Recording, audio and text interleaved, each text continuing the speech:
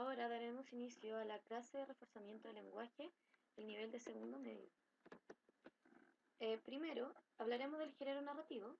El género narrativo es un texto oral o escrito que cuenta en la voz de un narrador hechos protagonizados por una persona o seres personificados en un tiempo y espacio de carácter ficticio.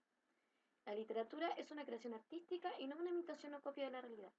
Los elementos reales aparecen transfigurados. Entonces, el género narrativo va a tener una estructura específica donde va a haber una presentación, un conflicto y un desenlace. Va a tener ciertos elementos, el que es el lenguaje literario, las acciones de los personajes en un tiempo y espacio contado por un narrador, y objetivo para el lector, que va a ser relatar acontecimientos, entretener, enseñar, denunciar y expresar sentimientos.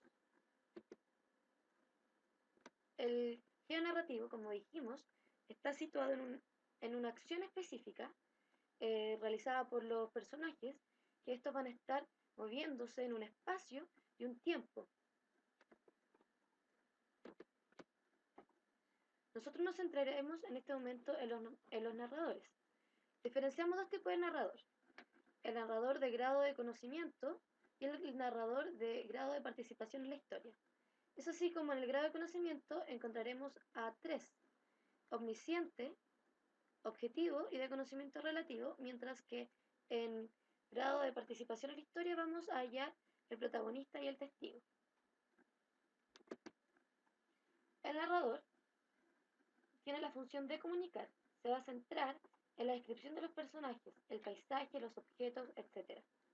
Relatará los hechos dándole un ritmo a la historia. Deja que los personajes también hablen mediante un diálogo, que se expresen directamente. Y vamos a encontrar, como dijimos, tipos de narradores. El narrador, según el grado de conocimiento, va a estar siempre dentro, va a estar fuera de la historia siempre. Va a hablar en tercera persona. El omnisciente va a ser un narrador que va a saber todo lo que está sucediendo a los personajes, todo lo que los personajes van a sentir o van a pensar. Cosa muy distinta a lo que pasa con el conocimiento relativo, que actúa como un observador y solamente relata lo que va a ver en la historia. Es así como en el ejemplo tenía la boca seca, los sienes ardientes y se sentía cansado. El narrador omnisciente se diferencia porque él sabe que tiene la boca seca, una sensación que solamente la puede sentir el mismo protagonista o personaje, pero el omnisciente es capaz de describir las sensaciones que está sintiendo este personaje. El de conocimiento relativo dice: cerraba los ojos y caminaba ciego hacia una puerta, la abría y al abrirla abría también los ojos. El juego era adivinar si el enfermo era hombre o mujer y si era quebrado o no. Es así como aquí se muestra una descripción completamente superficial de lo que están haciendo los personajes y no se muestra una interiorización. El interior del personaje no se está describiendo, ni sus sentimientos, ni sus emociones, ni sus sensaciones. El narrador, clasificado por el grado de participación en la historia, siempre va a hablar en primera persona. Aquí nosotros nos encontramos con también el narrador protagonista, que es quien relata en primera persona y es quien genera las acciones del relato. Este narrador cuenta todo desde su perspectiva. En cambio, el narrador testigo también narra en primera persona, pero asume un rol de espectador de los hechos que le ocurren a otras personas. Aquí lo podemos reflejar en el ejemplo de, por ejemplo, el narrador protagonista que dice: vine a Comala porque me dijeron que aquí vivía mi padre, un tal Pedro Páramo. Mi madre me lo dijo. El narrador va a ser el protagonista, de él se trata la historia y él relata lo que a él está pasando. En cambio, en testigo personaje, al repasar mis notas sobre los 70 y tantos casos en los que durante los 8 últimos años he estudiado los métodos de mi amigo Sherlock Holmes, he encontrado muchos trágicos, algunos cómicos, pero ninguno vulgar, porque trabajando como él trabajaba, más por amor a su arte que por afán de riqueza. Es así como el protagonista en este caso es Sherlock Holmes, pero el personaje testigo habla en primera persona, refiriéndose constantemente a su amigo, como en este caso dentro de la historia, que es el protagonista. Se habla de él y de los asuntos de él. Dentro del género narrativo vamos a encontrar los mundos literarios. que una de las características de la literatura que más nos sorprende es su capacidad de hacernos olvidar nuestro mundo por un momento y entrar en otro ámbito completamente diferente. Podemos describir un viaje a Marte o relatar una experiencia hacia el fondo del océano. También podemos contar una historia de nuestra familia actual o una de nuestros antepasados. En cualquier caso, todo lo que se escriba o narra en forma literaria será siempre ficticio, aunque esté basado en la realidad. Para entender esto, pongamos un ejemplo.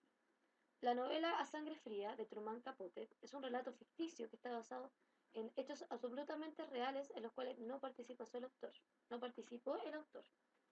Los mundos literarios o mundos posibles son muy variados y una clasificación de ellas debe considerar el tiempo y el espacio en que se desenvuelven los personajes y el tipo de acción que ejecute, todo dependiendo del nivel de imaginación del autor.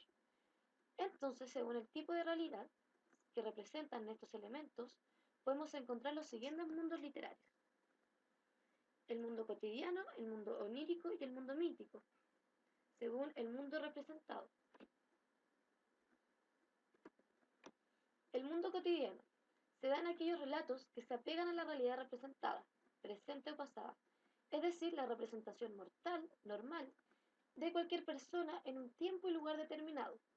Se hace una descripción objetiva y detallada de los objetos, paisajes, personajes, acontecimientos y acciones en donde se desenvuelven los personajes. Son referencias que permiten crear en el lector la ilusión de una realidad creíble. Un aspecto importante es que toda obra narrativa del mundo cotidiano se adapta a la cotidianeidad de la época en que se desarrolla. Por tanto, aunque los hechos de una obra no se ajusten a lo observado en la actualidad, no por eso dejan de ser cotidianos. En este ejemplo tenemos la referencia a un año específico de la historia, que es el 1850, y una ciudad existente en nuestro país, que es Santiago. Revelan el intento por hacernos creer, como lectores, que se trata de un mundo que podemos encontrar en la realidad. La sensación de estar frente a un mundo cotidiano se ve reforzada por la descripción detallada del vestuario del personaje y de algunas costumbres de la época, ya que estos elementos funcionan como rasgos que dan apariencia de la realidad. Mundo onírico.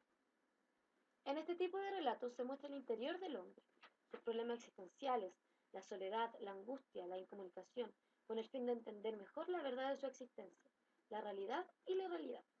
Este mundo está asociado al mundo del sueño, donde se presenta un quiebre con lo que conocemos como realidad y causa sorpresa al lector, ya que se hace referencia a situaciones impensadas.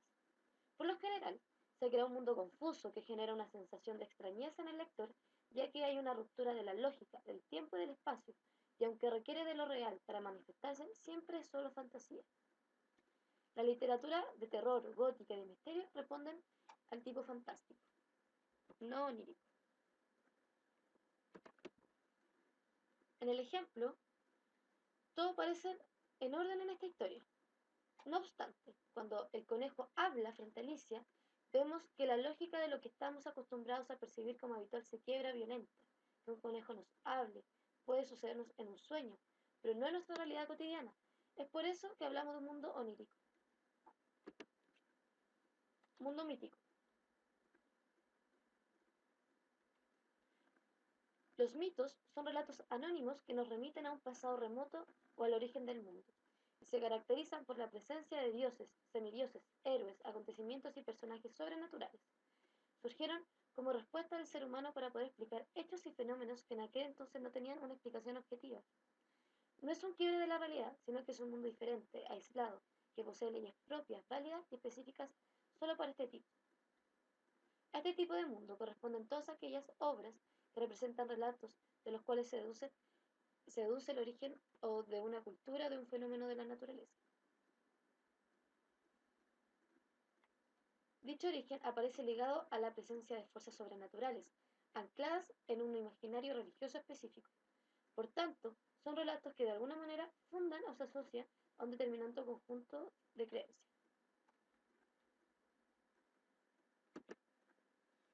En el ejemplo, el texto explica diversos fenómenos: el origen del pueblo mapuche y lo que sucede con el sujeto después de la muerte. A partir de la intervención de fuerzas sobrenaturales o divinas, el azul, el balsero de la muerte, el río de las lágrimas. Estos rasgos nos permiten deducir que se trata de un texto que configura un mundo mítico, base de la creencia de la cultura mapuche.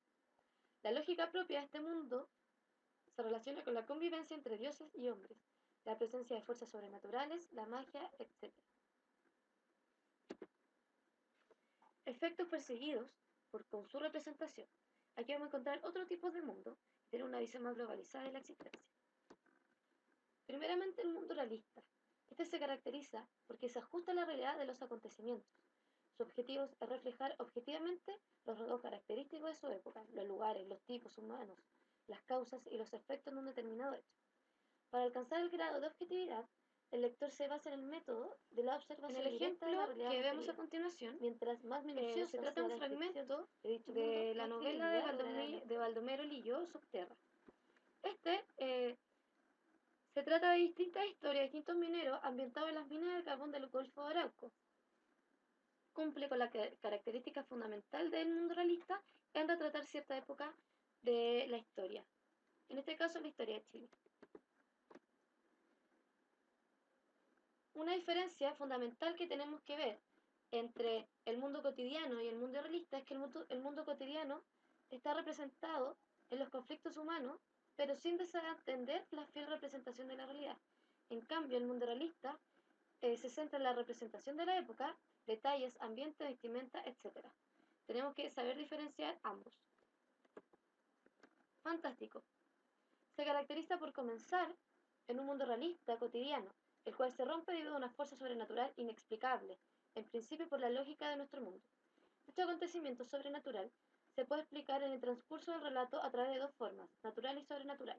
La primera de ellas resuelve el enigma dando razones lógicas y creíbles en nuestro mundo, mientras que la segunda responde al mundo fantástico puro, en el cual no hay explicación alguna para resolver este hecho.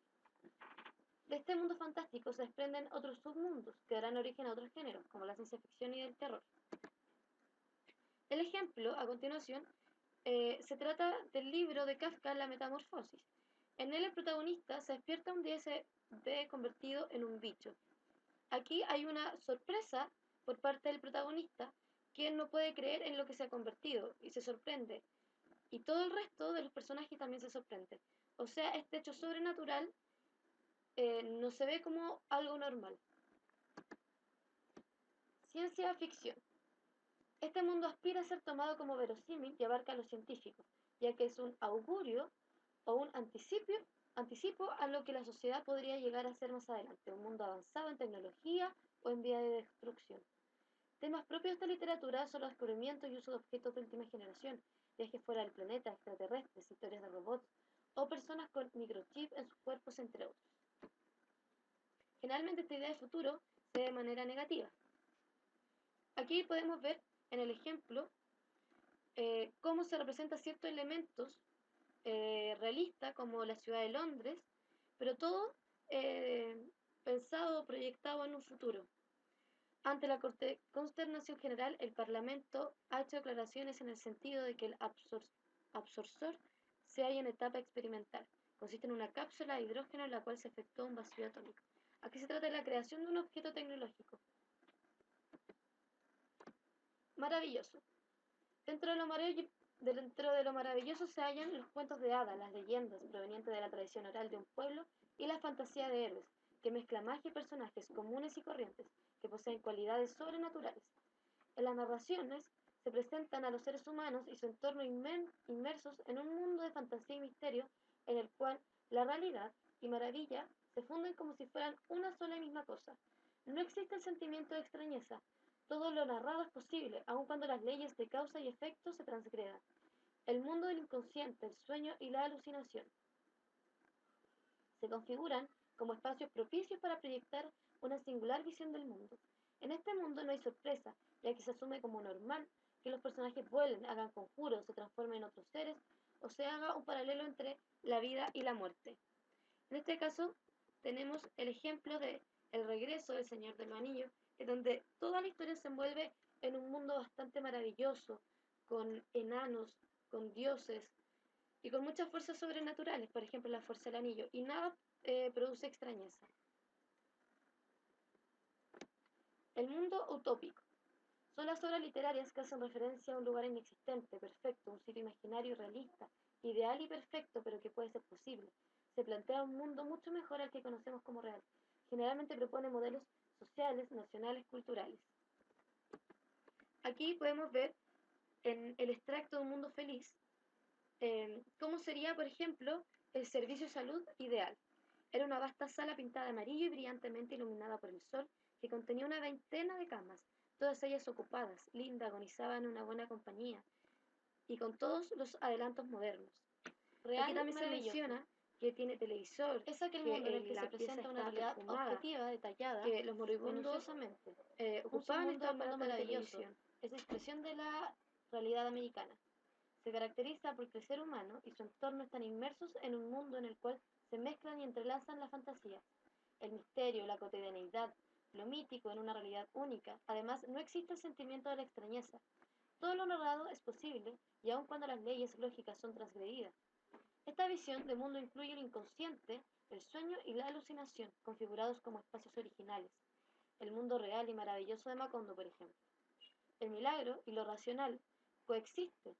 Los mitos, las leyendas y los cuentos orales sirven de base a relatos que dan cuenta de aspectos no explorados por el arte hasta entonces. Existe también una especie de dualidad entre el ser humano y la naturaleza, es decir, se apoyan mutuamente para crear la trama. Como dijimos, es propio de la cultura del continente americano. Entre sus componentes tendremos a Alejo Carpentier con Viaje a la Semilla y Gabriel García Márquez con 100 años de soledad. Aquí podemos ver un fragmento de 100 años de soledad de Gabriel García Márquez, en donde todo se sitúa en un mundo que puede ser un lugar o espacio que puede estar ya sea en Chile, en Perú, es casi universal como es Macondo. Mundo legendario. La fantasmagórica aparición del Caleuche tenemos en la foto. Este tipo de relato pertenece en un principio a la tradición oral y anónima de las leyendas.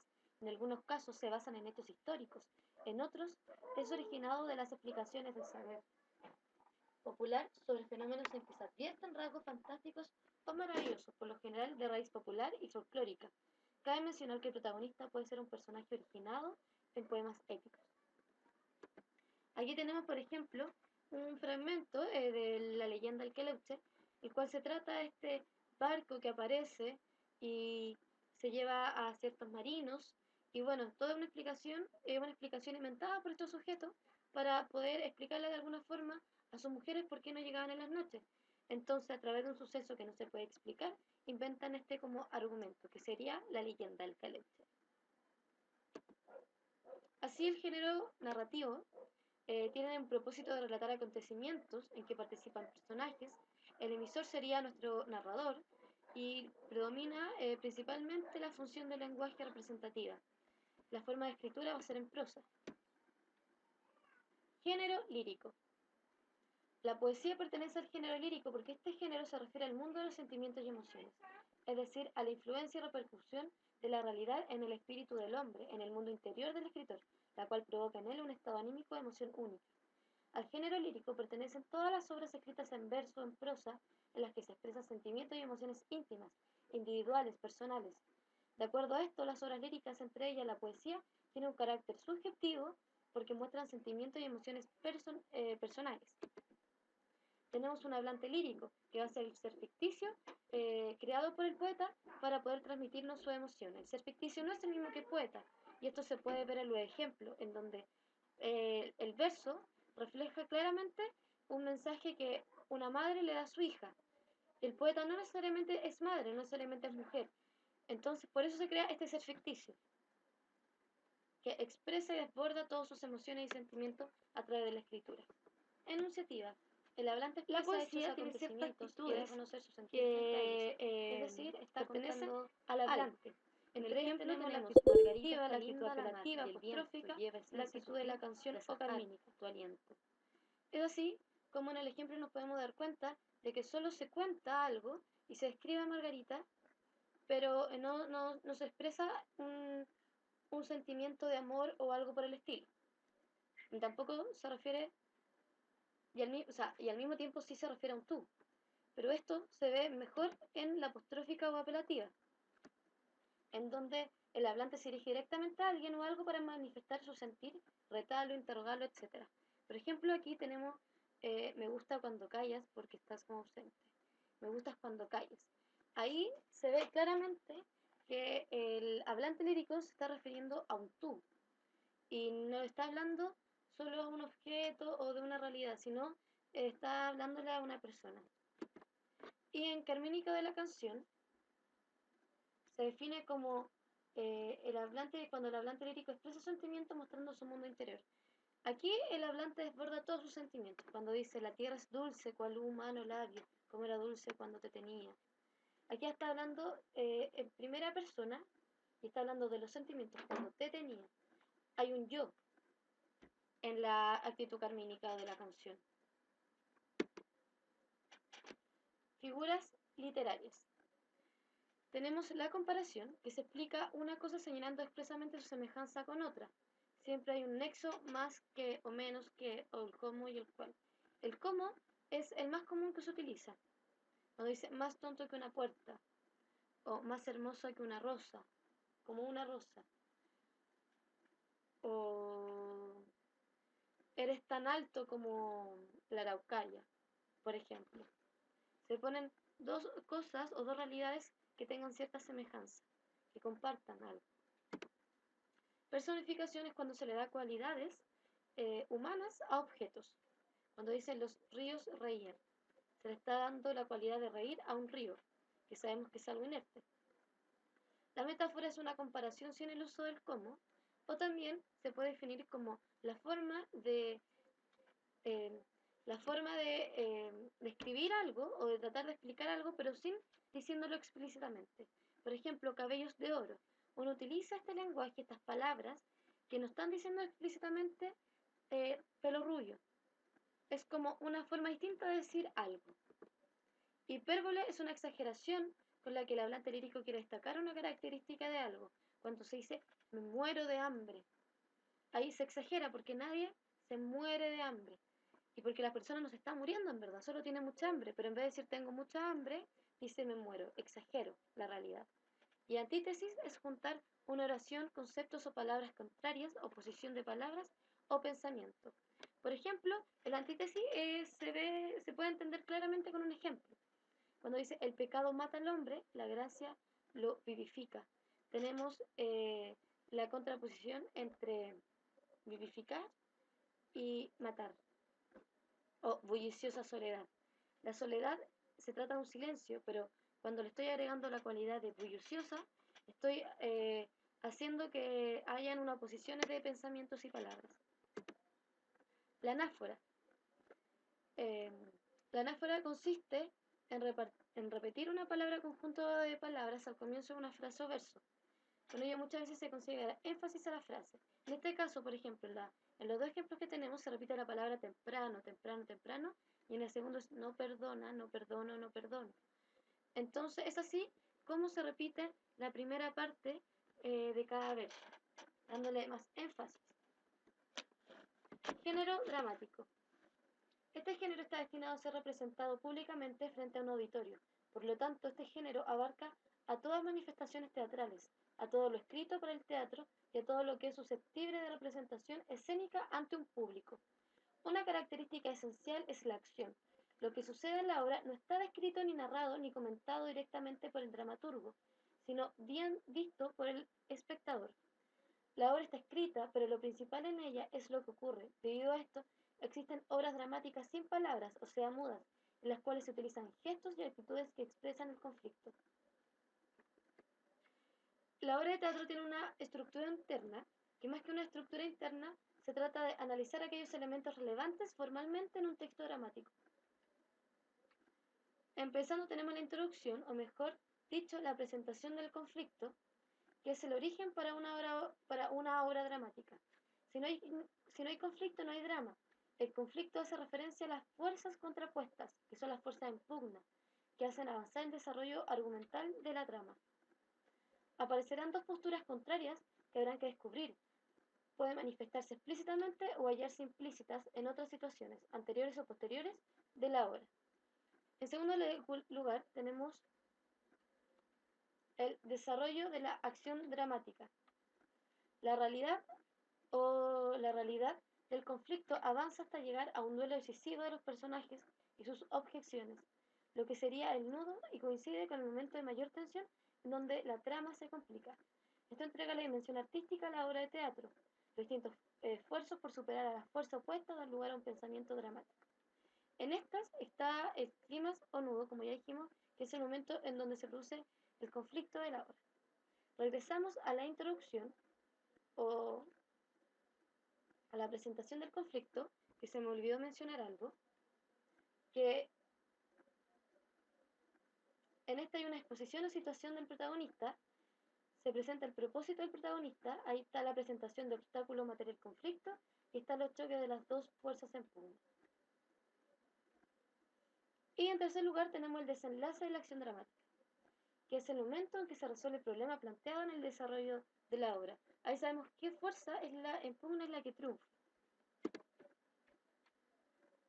Y en la estructura externa se presentan los actos, que es una unidad temporal y narrativa que está marcado por la subida y bajada del telón. Vemos las escenas, que es la parte de la obra que viene determinada por la entrada o la salida de actores. Cada vez que cambia el número de actores en escena, cambia la escena. Y el cuadro es la parte del texto que está marcada por el cambio total o parcial del decorado. Tragedia. Es una forma dramática que tuvo su origen en la antigüedad. Se refiere a un episodio fatal de la vida, que termina en forma triste o con la muerte del protagonista. Habitualmente el conflicto trágico es producto de la ruptura del orden del mundo, evento que enfrenta a los personajes con un destino inexorable. La tragedia desde siempre y por siempre. Es la imitación de una acción elevada y completa, de cierta magnitud, en un lenguaje distintamente matizado según las distintas partes efectuadas por los personajes en acción y no por medio de un relato, y que suscitando compasión y temor lleva a cabo la pugnación de tales emociones. La historia trágica imita acciones humanas en torno al sufrimiento de los personajes y la piedad hasta el momento del reconocimiento de los personajes entre sí o de la toma de conciencia del origen del mal. El gran modelo de la tragedia como forma dramática lo encontramos en las obras de los clásicos griegos. La tragedia floreció en el siglo V a.C. con autores como Esquilo, Sófocles y Eurípides. Las obras son solemnes, escritas en verso y estructuradas en escenas entre personajes, nunca más de 3 actos hablando en una escena, e intervenciones del coro en forma de canciones, como son las odas. La historia están basadas en su mayoría en mitos o antiguos relatos, aunque el objetivo no fuera simplemente volver a contar esas historias, sobre las cuales los poetas se tomaban frecuentes libertades, sino hacer consideraciones sobre el carácter de los personajes, el papel de la humanidad en el mundo y las consecuencias de las acciones individuales. Por lo general, eran obras de poca acción y los hechos se relataban a través de diálogos y canciones del coro. Las obras se representaban en festivales en honor a Dionisio. Entre estos festivales se encontraba el Gran Dionisíaco de Atenas, en primavera, el Dionisíaco rural en invierno y la Lenaea, también en invierno tras el rural. Se seleccionaban las obras de 3 poetas para su representación, aparte de 3 obras trágicas, una trilogía. Cada poeta tenía que presentar una sátira y una farsa, a menudo atrevida, parodia sobre los dioses y sus mitos. La comedia. La comedia es una forma en la que la acción dramática discurre de manera opuesta a la tragedia. Si en la tragedia los personajes cambian de un estado favorable a un desfavorable, en la comedia se da un ascenso en el estado de los personajes. Es la imitación de las personas más vulgares, pero no vulgares de cualquier clase, de cualquier fealdad física o moral, sino aquellas única especie que supone lo ridículo. Describe intelectualmente deformados los aspectos concretos y risibles de la vida cotidiana. Los personajes son de la condición inferior. El desenlace es feliz y optimista. Su finalidad es provocar la risa del espectador. Presenta aspectos cómicos u optimistas de la vida. La comedia se desarrolló hacia la mitad del siglo V a.C. Las comedias más antiguas que se observan son las de Aristófanes. Tienen una estructura muy cuidada derivada de los antiguos ritos de fertilidad. Su comicidad consistía en una mezcla de ataques satíricos a personalidades públicas del momento, atrevidos chistes escatológicos y parodias aparentemente sacrilejas de los dioses. Para el siglo IV a.C., la comedia había sustituido a la tragedia como forma dominante. Con la expansión de la cultura griega a raíz de la conquista de Alejandro III el Magno, las comedias literarias y basadas en tópicos, así como las tragedias filosóficas, pasaron a ser poco apropiadas y dejaron paso a un tipo de comedia local, muy abundante llamada nueva. El Pisántropo es la única obra completa que se conserva de Menandro, el gran autor de comedias nuevas. La trama gira alrededor de una complicación o situación que tiene que ver con el amor, dinero, problemas familiares y similares. Los personajes son típicos e identificables, tipos solamente simples como el padre miserable o la suegra molesta. Finalmente, en el drama, a diferencia de las formas anteriores, el drama no tiene un carácter definido, sino que en él se combinan indistintamente aspectos trágicos y cómicos. Esto se debe a que el drama pretende representar la vida tal cual es, razón por la cual tiende a retratar los asuntos de formas menos rígidas que la tragedia y la comedia. El término drama proviene de la palabra griega que significa hacer, y por esa razón se asocia normalmente a la idea de acción. En términos generales, se entiende por drama una historia que narra los acontecimientos vitales de una serie de personajes. Los primeros datos documentados de la literatura dramática son del siglo VI a.C. La primera obra crítica sobre la literatura y el teatro es Poética, de Aristóteles. Aristóteles sostenía que la tragedia griega se desarrolló a partir del ditirambo, himnos corales en honor a Dios Dionisio, que no solamente lo alababan, sino que a menudo contaban una historia. Según la tradición, Tepis, el director de un coro del siglo VI a.C., creó el drama al separar en un ditirambo el papel del personaje principal del resto del coro. Él hablaba y el coro respondía. Según Aristóteles, desde ese hecho solo había que dar un pequeño paso hacia la evolución del drama como forma independiente con la incorporación de otros actores y personajes. Pero el desarrollo espontáneo hacia el drama trágico, un género muy elaborado y sin precedentes, es difícil de documentar. En cuanto a los contenidos de los dramas, Esquilo comenzará a representar historias de héroes, en tanto que el teatro, que lo presentó, tanto solo se ocupaba de la figura de los dioses. Ahora, dejando atrás un poco el género narrativo, pasaremos al texto expositivo. El texto expositivo, también llamado informativo, tiene el objetivo de dar a conocer rigurosa y objetivamente la realidad, centrándose en transmitir algún conocimiento. La exposición es la presentación ordenada y coherente de diversos temas. Por consiguiente, es inherente a la actividad científica, técnica, académica, pedagógica, divulgativa, entre otros. El propósito que anima al autor de un texto expositivo es de informar acerca de un tema. Este tiene muchas características. Una de esas es que tiene que tener claridad y precisión. También hay un uso preferente del presente intemporal y del modo indicativo. Puntualmente, el uso del imperfecto si se trata de la descripción del proceso. Hay un uso de conectores, empleo de recursos como la comparación, definiciones, enumeración y ejemplos. Y los textos expositivos son conocidos como informativos en el ámbito escolar.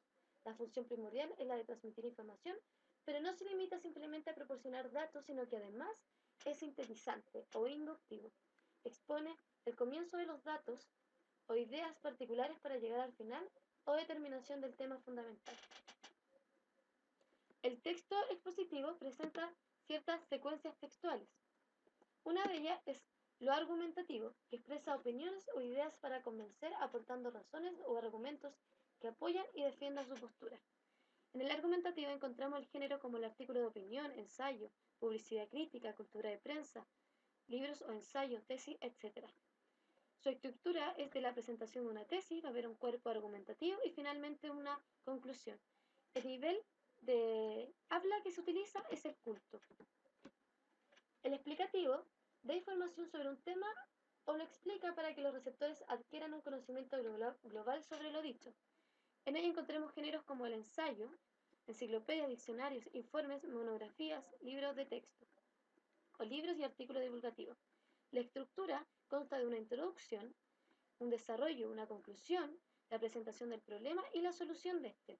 El nivel de uso va a ser estándar o va a ser culto, y el ámbito de uso siempre va a ser lo humanístico, científico, técnico, periodístico, jurídico, administrativo. Finalmente tenemos el narrativo, que es donde hay un narrador que relata hechos reales o ficticios que le suelen suceder a una persona o personaje en un tiempo y lugar determinado. Esto se presenta en los géneros como la novela, el cuento, el microrrelato, épica, leyenda, el cómic, la biografía, las memorias. La estructura es el planteamiento, luego el nudo y luego el desenlace, y el nivel de uso va a ser estándar o culto. El ámbito de uso es literario, periodístico o interpersonal. Es así como en este tipo de texto vamos a ver una relación entre emisor y receptor, en donde el emisor va a poseer mayor conocimiento, el emisor va a adaptar su discurso a la edad, interés y conocimientos previos de los receptores. La finalidad va a ser informar al receptor sobre algún tema o lograr la comprensión cabal de un tema por parte del receptor. El tema objeto van a ser variados y diversos niveles de complejidad. Y el efecto en el receptor es que él incremente su conocimiento.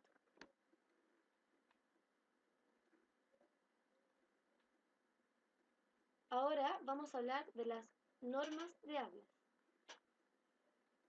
Habitualmente, cuando nos insertamos en un acto comunicativo, nos damos cuenta que debemos adaptar nuestra forma de hablar a la circunstancia en que nos encontramos. Así, al hablar por teléfono con un amigo, usamos un lenguaje cotidiano, relajado y lleno de muletillas. Pero si debemos hablar con un adulto, nuestro lenguaje se vuelve más estructurado y dejamos las muletillas de lado. Asimismo, no es lo mismo escribir una carta a un amigo contándole tus vacaciones que escribir una carta al diario. Entonces, cada hablante maneja su forma de expresarse dependiendo de las situaciones comunicativas que quiere decir, a quién se dirige, para qué y con qué fin. Estos distintos factores, relación entre los hablantes, el lugar, el tema de que se habla, el canal utilizado, factor sociocultural, etc., hacen en que se genere un registro de niveles de habla estructurados de diferentes maneras. Dentro de la variable diastrática, y aludiendo a la diafásica, encontramos 4 situaciones básicas diferentes de comunicación que corresponden a las diversas normas a las que se someten espontáneamente los hablantes. Según el nivel sociocultural tenemos el culto e inculto y según la situación comunicativa tenemos el formal e informal. Ahí tenemos las normas de habla, en donde estos se combinan y pasa a ser una culto formal, otra culto informal, inculto formal y una cuarta inculto informal. Registro culto formal. El registro culto formal se centra en la transmisión de contenidos y es el que se usa en el lenguaje de los medios de comunicación, noticiosos en reuniones de trabajo e informes, actas, ensayos y trabajos escolares, etc. Adquirir un buen manejo de esta norma de habla de alto valor social depende de la educación familiar y escolar. Así, cada vez que la situación comunicativa adquiere formalidad, se presentan los siguientes rasgos propios de este nivel de registro de habla. 1. Los hablantes hacen uso de un léxico vocabulario variado y preciso, evitando repeticiones, digresiones y empleando palabras abstractas. También, 2. Se construye una oración compleja y ceñidas a las normas gramaticales. Y 3. En el lenguaje oral se controla y se dirige el lenguaje gestual. Como ejemplo, tenemos el texto: las relaciones internacionales entre nuestros pueblos no están supeditadas a las decisiones de la cúpula política, sino una voluntad ciudadana. O, por ejemplo, estimado don Carlos, qué gusto verlo, permítame decirle que recibí su informe sobre el efecto de la contaminación de los lagos del sur de Chile. Está claramente utilizando estos dos ejemplos un nivel culto formal, con palabras bien elegidas, de una manera bien dicha, una oración bien construida. Registro culto informal. El registro culto informal, centrado en la interacción personal, es el que se usa en situaciones comunicativas de carácter coloquial, como en programas de televisión, de entretención, por ejemplo los matinales o los estelares, las cartas personales, los recados, etc. La adquisición de esta norma de habla depende de la socialización o experiencia social y su uso es menos valorado que la norma culta formal. Así, cada vez que la situación comunicativa adquiere un nivel informal, presenta las siguientes características. Los hablantes hacen uso de un léxico o vocabulario no tan preciso, usan palabras concretas y no abstractas, tienden a acortar las palabras, a usar diminutivos y utilizan expresiones jergales. Se construyen oraciones breves y simples, no ceñidas a las normas gramaticales, y en el lenguaje oral se emplea expresivamente el lenguaje gestual. Como acá lo podemos ver en el ejemplo 1, O este ejemplo que voy a decir ahora que dice, hola Jaime, ¿cómo estás? Ayer fui a tu casa y me dejaste plantado. Te me caíste. Registro inculto formal.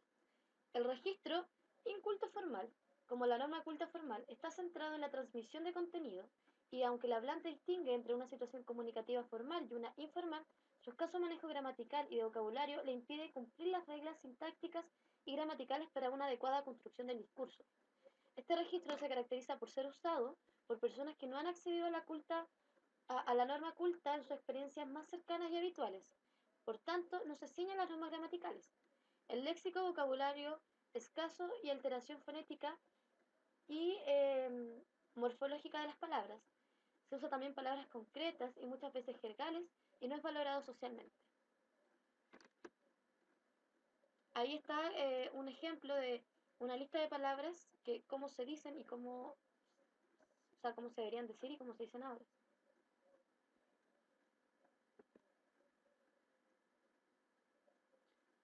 Ejemplo, yo no soy tan caurita caballero, no sé muy bien, sé cómo se puede poner un compromiso una, yo sé.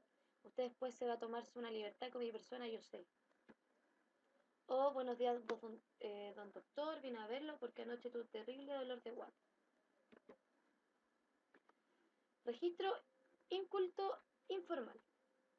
El registro inculto informal está centrado en la interacción personal y posee muchas de las características del registro formal de esta norma. Es usado por personas que no han accedido a la norma culta en sus experiencias más cercanas y habituales, lo que da cuenta de un léxico o vocabulario escaso con alteraciones fonéticas. Bueno por bueno, por ejemplo. Y formológica de las palabras, abnegados por anegados o redundante por redundante. Sustituye palabras con gestos y términos o frases jergales. La cana por la cárcel, el paño por la piel o el caracho por el rostro. No es valorado socialmente. Las personas que no han accedido a la norma culta suelen ser discriminadas por el resto de la sociedad y son objetos de burlas por su forma de hablar y sus gestos. Hay aquí errores frecuentes en el habla inculto formal. Ahí está la lista, por ejemplo, de los apócope, que apócope son reducciones de las palabras, por ejemplo, del para pa, fundir las palabras, tira para adelante, el uso de la aiga por haya, desplazamientos consonantes. Y como ejemplo tenemos el sipo, hay que cuidarse mucho la garganta. ¿No veis que el esmo la pone ronca una? O un ejemplo que es como, ¿y vos qué te creéis, brocacochi? ¿Acaso queréis que te muela palo? Ándate de aquí, esto es infinito. Ahí está el uso del brocacochi como cabro chico. Bueno, y así terminamos este repaso general de segundo.